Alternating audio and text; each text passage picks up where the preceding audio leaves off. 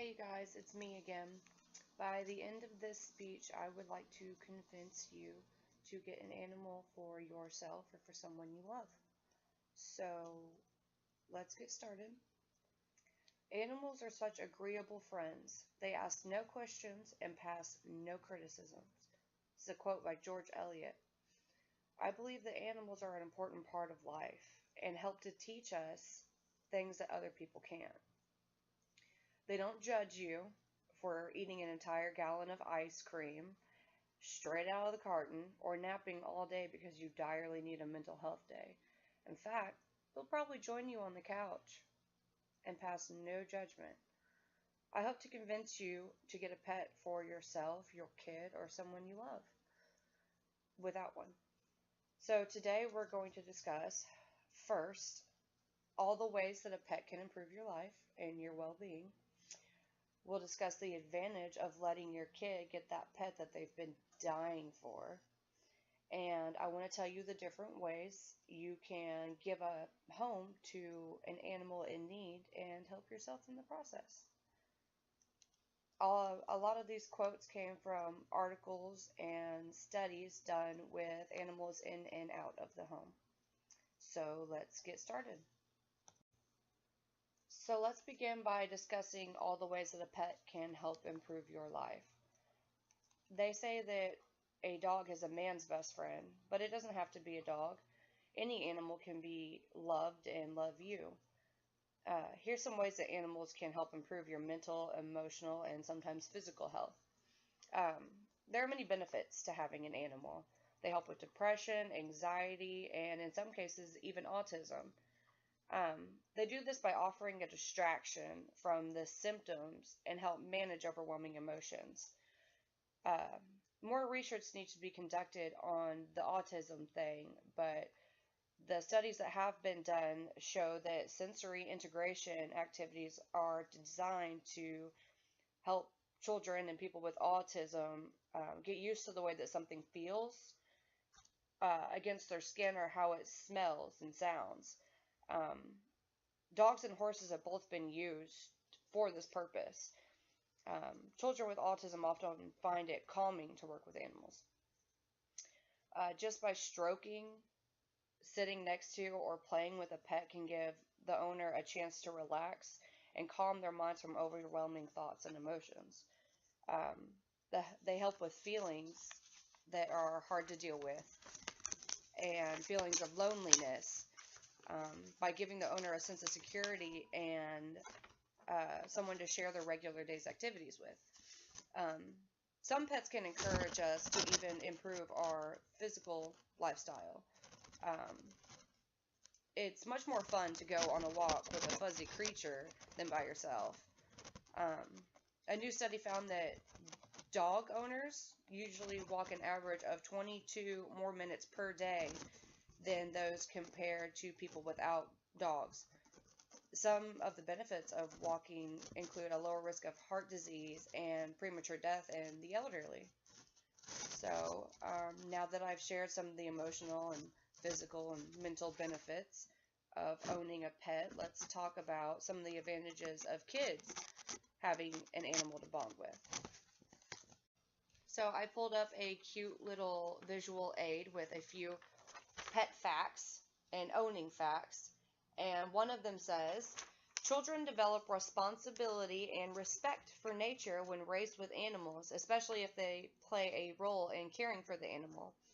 Another one is, children raised with pets develop empathy, nonverbal communication, compassion, and confidence.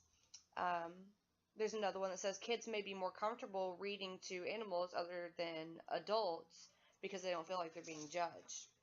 So that was a cute one. If you go into your son or daughter's room and you look around, pick up a book or a toy, what's a common theme that you see? Animals are typically a sidekick to a princess or a prince or in a storybook. And it's not just a dog, it's snakes and bunnies and ferrets and oh my. There are many advantages to letting your kiddo have a pet of their own. Overall, an estimated 4 in 10 children begin life in a family with a domestic animal. and as many as 90% of all kids live with a pet at some point in their life. Um, Pets can help with learning because animals are non-judgmental, so your child may feel a little more comfortable reading out loud to his or her fuzzy friend, which will help to develop more confidence when around peers. They help teach children compassion, understanding, patience, empathy. They also help with bereavement. At some point, your child is going to have to deal with loss. And not that it's a good thing, but losing a fuzzy friend is a little bit easier to deal with than losing a family member. And if that does happen, it helps your child to deal with loss in the future. So, um, your children can use their pet as a living diary as well. Society unfortunately tells us that boys shouldn't cry, which is ridiculous, but it's true. An animal can become a trusting, non-judgmental confidant for those children, and it will help to develop trust. So, pets can also help children to develop daily responsibilities. Children under 10 need to be helped with these responsibilities, like taking a dog out to go potty or maybe getting their food down. But there are many responsibilities that a child can help develop with a pet. Giving your child some pet responsibilities can help them to learn to take care of others as well. Animals need regular feeding, exercise, and hygiene, or potty time. Research shows that children in a dog-owning family spend more time being a little more physically active than children without. They also show that homes with animals tend to have lower upper respiratory and allergies because of the dog dander and the hair. So it's supposed to help. A researcher in human communications at Manchester Metropolitan University told the Daily Mail that children learn nurturing skills and are rewarded for their efforts. They are giving unconditional warmth, which can be reassuring, and they actually seem more motivated to talk and describe their experiences when they have an animal in the home. Now that we've discussed some of that,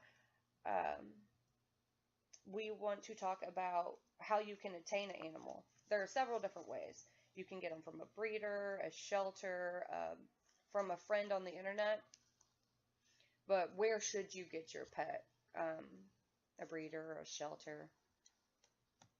I pulled up another little visual aid that shows 2017 year-end statistics for animals. There was 1,081 dogs adopted last year, 1,133 cats. There were 231 animals returned to their owners that were found. Getting an animal from a breeder can be dangerous sometimes, so you need to be sure of what you're doing, who you're talking to, and the home that the animals are coming out of. If you go to a breeder, you need to meet at least one of the animal's parents. You want to know about the parent's temperament and the appearance if this is the route that you want to take.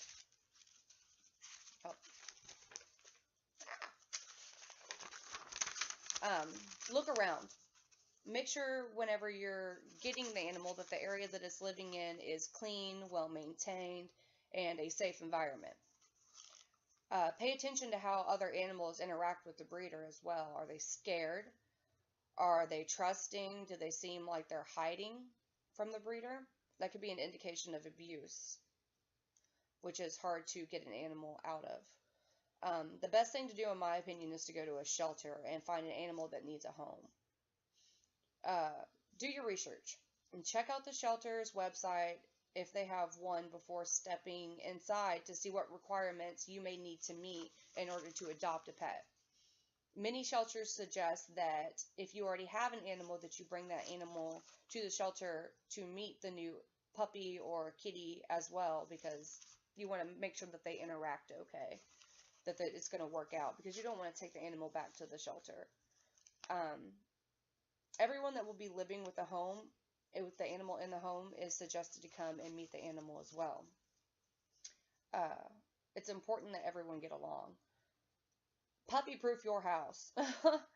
An animal tearing up your house because you neglected to proof it is no reason to get rid of the animal. These shelters are overrun with animals, and they all need a home. And you don't necessarily have to get a puppy or a kitten. You can adopt an older animal and give it a nice home before it passes. I know it's sad, but it's good for these animals as well. So now that we've discussed all this, I want to see what you think.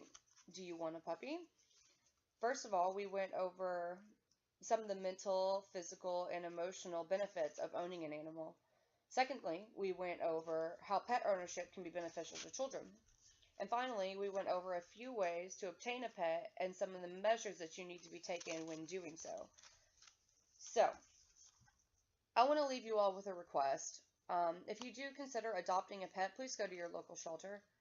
I understand that many people want a puppy, but consider adopting an older dog as well. As I said before, these shelters are overrun, and although it may be an older dog and you may lose it soon, that animal is going to appreciate you giving it a nice home for it to grow up in and leave in. Consider taking your kids to volunteer at a shelter as well. The shelters are overrun, as I said, and all animals need to know love at some point. Um, Consider showing them some. Adopt a pet. Thank you.